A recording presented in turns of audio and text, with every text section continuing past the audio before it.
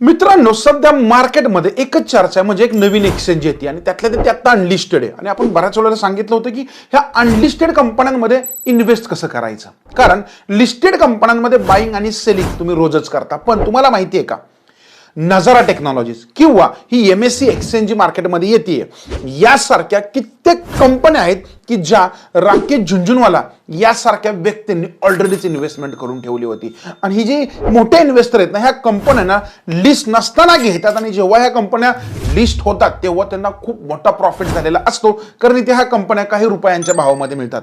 मग तुम्हालाही शिकायचंय का की अनलिस्टेड शेअर्स नक्की असतात काय, या अनलिस्टेड शेअर्समध्ये इन्व्हेस्टमेंट करावी का, किती करावी, कुठल्या लेवलला करावी, या शेअर्स मध्ये घेण्याचे काही फायदे आहेत, काही तोटे आहेत, आणि महत्त्वाची गोष्ट तुम्हाला किती रिक्वायरमेंट आहे याची, अशा सगळ्या गोष्टींना मी इन डेप्थ मध्ये सांगायचा याच्यामध्ये प्रयत्न करेल, जेणेकरून तुमच्या प्रत्येकाचा जो काही क्वेरी येते ना अनलिस्टेड बाबत ती आज अगदी क्लिअर होऊन जाईल.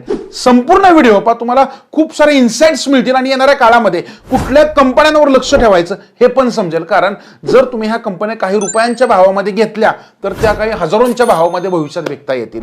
नमस्कार मित्रांनो, मी शंभूराज कामकर तुमचं सहर्ष स्वागत करतो आजच्या या अनलिस्टेड स्टॉक्सच्या स्पेशल व्हिडिओमध्ये. तत्पूर्वी चॅनलला सबस्क्राईब केलं नसेल क्विकली सबस्क्राईब करा आणि बेल आयकॉनला पण प्रेस करायला विसरू नका. त्याचबरोबर खाली मी काही कम्युनिटीच्या लिंक देतोय ज्याच्या थ्रू तुम्हाला आमचे फ्री वेबिनार्स अटेंड करता येतात, त्यालाही तुम्ही जॉईन करू शकता. मित्रांनो, आजच्या जो काही व्हिडिओ मी बनवतोय अनलिस्टेड शेअर्स बाबत, ह्याच्यामध्ये जी काही माहिती येईल कंपन्यांची, हा कुठलाही खरेदी विक्रीचा सल्ला नसेल. ही माहिती फक्त आम्ही एक एज्युकेशनल पर्पजने तुमच्यापर्यंत घेऊन येतोय. कारण लक्षात ठेवा, आजपर्यंत आपण बघितलेलं असेल की ह्या ज्या काही लिस्टेड कंपन्यांमध्ये आपण शेअर्स खरेदी विक्री करत असतो. पण तुम्हाला माहिती आहे का, लिस्टेड शेअर्स म्हणजे काय, की ज्याच्यामध्ये तुम्ही डे टू डे जेव्हाही मार्केट हवर्स आहे त्याच्यामध्ये डायरेक्टली बाय आणि सेल करू शकता, बरोबर. आणि महत्वाची गोष्ट असते याच्यामध्ये अनलिस्टेड कंपन्या कुठल्या आहेत, की ज्या कंपन्या अशा आहेत की ज्या मार्केटमध्ये आलेल्याच नाहीत, ज्यांनी कधीही आयपीओ मार्फत पैसा उभाच केलेला नाहीये किंवा ज्यांनी पब्लिककडून कुठलाही पैसा घेतलेला नाही. याच्यामध्ये ठराविक काही इन्व्हेस्टर्स असतात. मग हे कोण असतात? नॉर्मल याच्यामध्ये एंजल इन्व्हेस्टर्स आपण म्हणतो, किंवा एचएनआय कॅटेगरीमध्ये जेही लोक असतात हीच मोस्टली याच्यामध्ये मोठ्या प्रमाणामध्ये पैसा इन्व्हेस्ट करत असतात. आणि त्यांनी ह्या कंपन्यांमध्ये पैसे लावलेल्या शेअर्सला आपण म्हणत असतो अनलिस्टेड शेअर्स. कारण हे अनलिस्टेड शेअर्स असतात कंपन्यांच्याच, पण बाजारामध्ये याच्यामध्ये कुठल्याही पद्धतीचं ट्रेड होत नसतो, कारण याच्यामध्ये पब्लिक नसतं. परंतु तुम्हालाही याच्यामध्ये एंट्री करायची असेल तर हे समजून घेणं गरजेचं आहे. आता याच्या आधी आपण थोडा एक कन्सेप्ट समजून घेऊया. ज्या पद्धतीने एखादी कुठलीही कंपनी असते आणि ह्या मेन कंपनीची एखादी सबसिडरीज आपण पाहत असतो. मग सबसिडरीज म्हणल्यावर काय, एचडीएफसी नाव ऐकलं असेल. मी एचडीएफसी म्हणलं की एचडीएफसी बँक हे सगळ्यांना माहिती आहे की जे एक मेन आहे, परंतु त्यांच्या सबसिडरीज मार्केटमध्ये खूप सारे, जसं की एचडीएफसी एएमसी जी ऑलरेडीच काही दिवसांपूर्वी लिस्ट झाली. पण एचडीबी ही त्यांचं एक फायनान्स युनिट आहे की जे फायनान्स करायचं काम करतं, ते अजून लिस्ट नाहीये. एचडीएफसी सिक्युरिटीज ही ऍक्च्युली मेन कंपनीची सबसिडरी कंपनी, पण ती अजून लिस्ट नाहीये. पण ह्या कंपन्या मार्केटमध्ये अस्तित्वात आहेत. ट्रेंड नाव ऐकलंच असेल तुम्हाला, माहिती आहे की ट्रेंडचं जे काही सबसिडरी कंपन्या आहेत, मग ह्या कुठल्या आहेत तर झुडिओ, स्टार बाजार किंवा याच्यासारखे बऱ्याच वेस्ट साइड ह्या कंपन्या त्यांच्या अंडर काम करतात. रिलायन्स रिटेल असेल, ओके, त्याच्यानंतर जिओ, बीपी असेल, यासारख्या कंपन्या येतात. एसबीआयचं एसबीआय कार्ड हे त्यांचं, किंवा एसबीआय लाईफ हे त्यांचे असतात सबसिडरीज कंपनी. म्हणजे काय तर जेव्हाही आपल्याला माहित आहे की एक मेन बिझनेस आहे आणि ह्यांच्या सबसिडरीज कंपन्या येणाऱ्या काळामध्ये मार्केटमध्ये येतात आणि याच्यामध्ये आपल्याला इन्व्हेस्ट करावी की नाही प्रश्न पडत असतो, हे समजेल. आणि हे कुठे भेटणारे शेअर्स हे पण मी तुम्हाला एंड ऑफ द सेशन किंवा एंड ऑफ द व्हिडिओ सगळं डिटेलमध्ये सांगायचं काम करेल. मग आत्ताच्या कंडिशनला बघायला गेलं की आत्ता बाजारामध्ये अशा काही महत्त्वाच्या कंपन्या आहेत का की ज्या येणाऱ्या काळामध्ये लिस्ट होऊ शकतात आणि ज्या सध्या ट्रेंडिंगमध्ये आहेत. तुम्ही कधी चेन्नई सुपर किंग्सचं नाव ऐकलंय का हो? आयपीएल मध्ये ऍक्च्युली ही टीम बऱ्याच वर्षापासून चांगली परफॉर्म करते, ह्याचा पण शेअर मार्केटमध्ये. आणि याच्यासारखाच ओयो असेल, एचडीबी असेल, एचडीबी फायनान्शियल असेल, बरोबर. आणि यासारख्या इतर कंपनी, एजी इलेक्ट्रॉनिक्स जो आता चर्चा आहे की ही कंपनी लिस्ट होईल, MSc exchange, okay, Motilal Oswal home finance, यासारख्या कित्येक कंपन्या आहेत की ज्या आता मार्केटमध्ये रेडी आहेत. आणि याचबरोबर एनएससी इंडिया, फ्लिपकार्ट, रॅपिडो, बोट ह्यासारख्या कित्येक चांगल्या कंपन्या ज्या तुम्ही डे टू डे लाईफ मध्ये ऐकता, परंतु त्या कंपन्या अजूनही लिस्ट नाही झाल्या, अगदी बिग बास्केट सारखी. मग ह्या कंपन्यांमध्ये लोक सध्या फोकस करतायत, ओके. मग आता ह्या कंपन्यांचं काय हे आपण अगदी डिटेलमध्ये याच्यामध्ये जाणून घेऊया, कारण ह्यांची चर्चा खूप सारी चालू आहे. पण लक्षात ठेवा, ह्याच्यामध्ये इन्व्हेस्ट करण्याचे काय फायदे काय तोटे आधी समजून घ्या, नंतर बघू ह्यांना कसं घेतलं पाहिजे. आता याच्यामध्ये इन्व्हेस्टमेंट करायचा पहिला फायदा असतो याच्यामध्ये नॉर्मली की एक अर्ली एंट्री आपल्याला ह्या कंपन्यांमध्ये मिळत असते. अर्ली एंट्री म्हणजे काय, तर ह्या कंपन्या ऍक्च्युली नॉर्मल फेसला आहेत. इथे अजून मोठ्या प्रमाणामध्ये पब्लिक नाही आलं, त्यामुळे ते डे टू डे ट्रेड नसतो आणि इथे नॉर्मली अर्ली स्टेज असल्यामुळे ह्या कंपन्या बहुतांश वेळेला आपल्याला स्वस्तात मिळतात. कारण ज्यालाही लॉंग टर्म मध्ये थांबायचे त्यांच्यासाठीच हे. तुम्ही हा जर स्क्रीनशॉट बघितला तर विचार करा, टाटा टेक्नॉलॉजी जे नाव आपण गेल्या वर्षापासून ऐकायला सुरुवात केली, ह्याची माहिती आम्ही 2021 साली काढली होती. त्याच्यानंतर एमएससी एक्सचेंज आता मार्केटमध्ये आलं, ज्याचा अनलिस्टेड मार्केटचा भाव अगदी 10-12 रुपयाच्या पुढे चालू आहे, तो 1 रुपया असताना आम्ही त्याची माहिती काढली होती. आणि यासारख्या खूप साऱ्या कंपन्या आहेत. कारण आम्हाला माहिती आहे की ह्याच्यामध्ये आत्ताचा विचार करून उपयोग नाहीये, एक लॉंग टाइमचा विचार आपल्याला सगळ्यांना अशा पद्धतीने करायचा आहे जेणेकरून तुम्हालाही समजेल. आम्ही तेव्हा माहिती काढलेल्या कंपन्यांची आत्ता चर्चा व्हायला सुरुवात झाली आहे. अजून अशा कित्येक कंपन्या आहेत की जे येणाऱ्या काळामध्ये मार्केट गाजवू शकतात आणि तुम्हाला पण हेच विचार करायचा आहे. दुसरी गोष्ट असते याच्यामध्ये एक महत्वाचा बेनिफिट असतो, तो म्हणजे हायर रिटर्न. तुम्हाला माहिती आहे का, राकेश झुनझुनवालांनी नजारा टेक हा अगदी काही रुपयांमध्ये घेतलेला स्टॉक होता, परंतु तो नंतर अगदी हजारांच्याही त्याच्या पुढच्या भावात गेला. टायटन सारखी कंपनी 2 रुपयाच्या भावामध्ये खरेदी केली होती, त्यानंतर त्याचा भाव अगदी आपण काही हजारांच्या पुढे गेला. हा त्याचा एक बेनिफिट असतो हायर रिटर्नचा. जेव्हाही तुम्ही एक लॉंग टर्म साठी याच्यामध्ये इन्व्हेस्ट करता तेव्हा त्याच्यामध्ये बेनिफिट होतो. आता त्याच्यानंतर आणखीन एक बेनिफिट असतो गॅरंटेड एंट्री. म्हणजे काय, याच्यामध्ये गॅरंटेड एंट्री म्हणजे काय असतो याच्यामध्ये, तर ह्या कंपन्या नॉर्मली आपल्याला इझिली मार्केटमध्ये अवेलेबल होऊ शकतात जोपर्यंत त्या खूप साऱ्या चर्चेमध्ये नाहीत. जेव्हा याची चर्चा चालू होते साहजिक आहे तेव्हा त्याचा डिमांड वाढतो आणि लिक्विडिटी याच्यामध्ये कमी होते. ओके, कारण याच्यामध्ये बऱ्याच वेळेला काय होतं की पटकन समजा एखादी कंपनी मार्केटमध्ये येते आणि तुम्ही आयपीओ थ्रू त्याला इन्व्हेस्ट करायचा प्रयत्न करताय, तर चान्सेस असतात की ते मिळत नाही आणि आयपीओ नंतर एकदा लिस्टिंग झालं तर प्राइस बहुतांश वेळेला चांगल्या कंपनीची वाढलेलीच असते. पण अनलिस्टेड कंपन्यांमध्ये ती रिस्क नाही राहत, इथे आपल्याला पटकन घेता येतं. यामधली 4 नंबरची महत्वाची गोष्ट असते ती म्हणजे डायव्हर्सिफिकेशन. वेगवेगळ्या सेक्टरच्या कंपन्या तुम्ही लिस्ट होण्याच्या आधीच आपण यामध्ये इन्व्हेस्ट करू शकतो, एक चांगला याच्यामध्ये बेनिफिट असतो. आणि 5 नंबरची याच्यामध्ये एक सगळ्यात महत्वाची गोष्ट असते ती म्हणजे लेस व्हॉलॅटिलिटी. या कंपन्यांमध्ये रोजच्या रोज बघा भावांमध्ये खूप सारा चढ उतार पाहायला मिळतो. काही शेअर्स मध्ये जोरदार वाढतील, काही शेअर जोरदार पडतील, फंडामेंटलचा इम्पॅक्ट पडेल. पण ह्या ज्या अनलिस्टेड कंपन्या आहेत ना, ह्यामध्ये ह्याचा काही मोठा फरक नाही पडत. खूप मोठ्या प्रमाणामध्ये याच्यामध्ये पडझड पाहायला मिळत नाही, कारण ह्या नॉर्मली लिस्ट नसतात, याच्यामध्ये खूप सारं पब्लिक नसतं, त्यामुळे ह्या नॉर्मली रँडमली वाढताना पाहता येतील. आता हे पहिले फायदे, पण एवढे पाहून चालेल का, अजिबात नाहीये. आपल्याला थोडे काही रिस्कवर फोकस केला पाहिजे. काय रिस्क आहे त्याच्यामध्ये, तर याच्यामध्ये पहिली महत्वाची रिस्क असते व्हॅल्युएशनची. मग ही रिस्क काय, तुम्हाला माहितीये का, बहुतांश वेळेला ह्या कंपन्यांचं जे काय आपण मार्केटमध्ये अनलिस्टेड मार्केटमध्ये एंट्री करत असतो, यांची जी काही ग्रे मार्केट प्राइस असते ना, ही बऱ्याच वेळेला एक ओव्हर हायप्ड असते याच्यामध्ये. ओके, आणि त्यामुळे आपल्याला काय होतं की बऱ्याच वेळेला ह्या कंपन्या हाय कॉस्टिंग मध्ये घ्याव्या लागतात.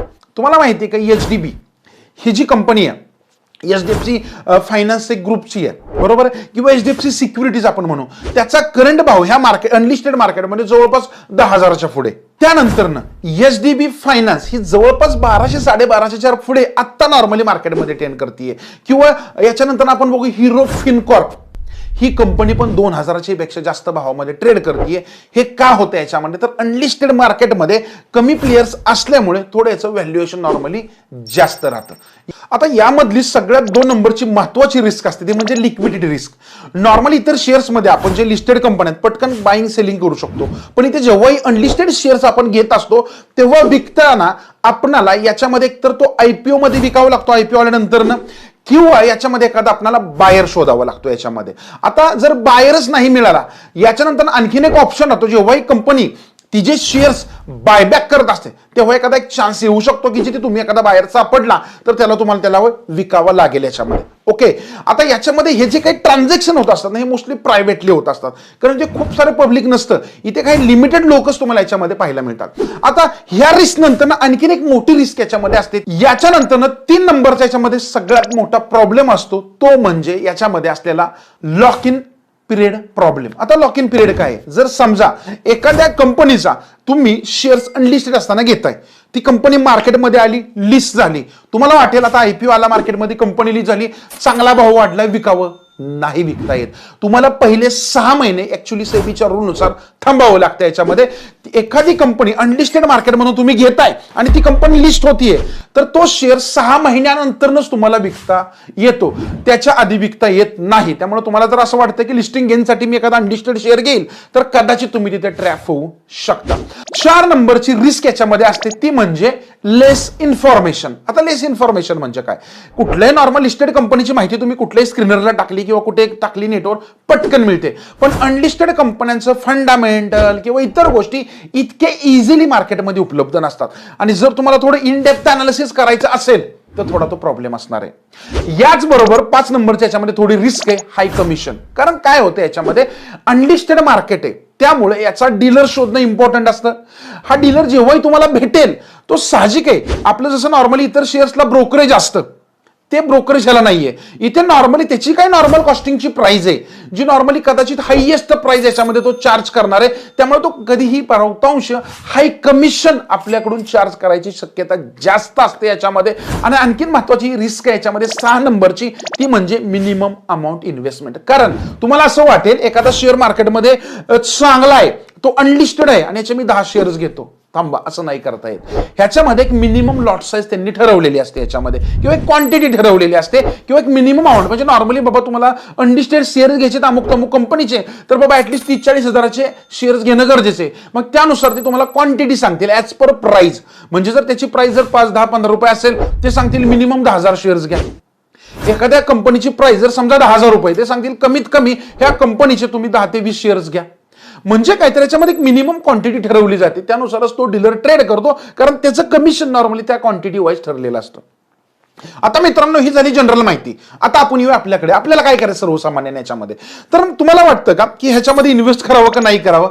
सिंपल काही गोष्टी मी सांगतो, क्लिअर होऊन जाईल. राकेश झुंझुनवाला, त्याच्यानंतर जे काही आपण म्हणतो की अजय केडी असतील किंवा इतर जे काही गोष्टी जी मोठी लोक याच्यामध्ये इन्व्हेस्ट करतात, ह्यांचं अनलिस्टेड मार्केटमध्ये इन्व्हेस्ट करायचं थेसिस असतं, हे नेहमी लॉंग टर्म असतं, ते शॉर्ट टर्मचा विचार करत नाही. त्यामुळे लक्षात ठेवा, तुम्हालाही अनलिस्टेड कंपन्यांचे शेअर्स घ्यायचेत आणि तुम्ही 5-6 महिन्याचा विचार करताय तर करू नका.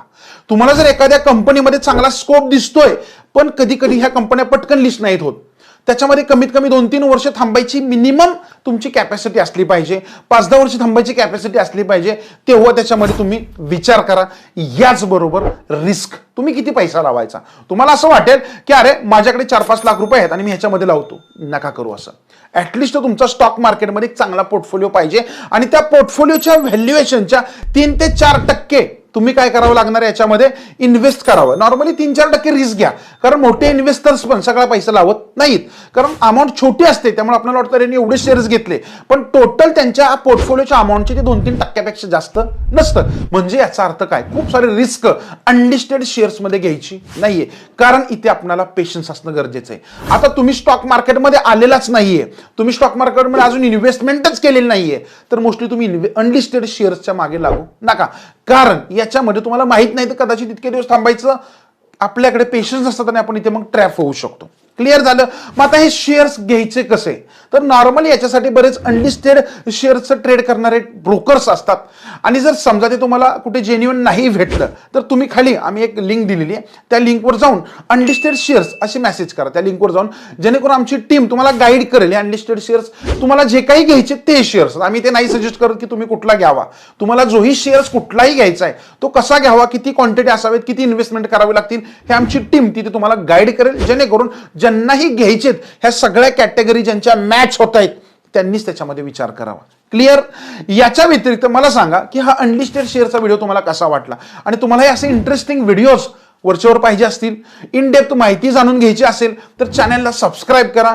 याचबरोबर आम्ही बुटकॅम्प प्रत्येक महिन्यामध्ये 2 अरेंज करत असतो, ज्या बुटकॅम्पमध्ये अशीच इंटरेस्टिंग माहिती कंपन्यांचे स्टॉक्स, फंडामेंटल, स्ट्रॅटेजीवर आम्ही बऱ्याच इन डेप्थ गोष्टी देण्याचा प्रयत्न करत असतो. खाली लिंकवर जावा आणि अशा बुटकॅम्प पण जॉईन करा, जेणेकरून तुम्हाला अजून ऍडिशनल इन्साइट मिळतील आणि नॉलेजमध्ये तुमच्या वाढ होण्यास मदत होईल. आणि महत्त्वाची गोष्ट, अनलिस्टेड स्टॉकचा व्हिडिओ कसा वाटला ते आवर्जून सांगा, आणि तुम्हाला असे कुठले अनलिस्टेड स्टॉक्स येणाऱ्या काळामध्ये चांगला परफॉर्म करू शकतात असं वाटतंय यांची नावं पण खाली कमेंट करायला विसरू नका. धन्यवाद.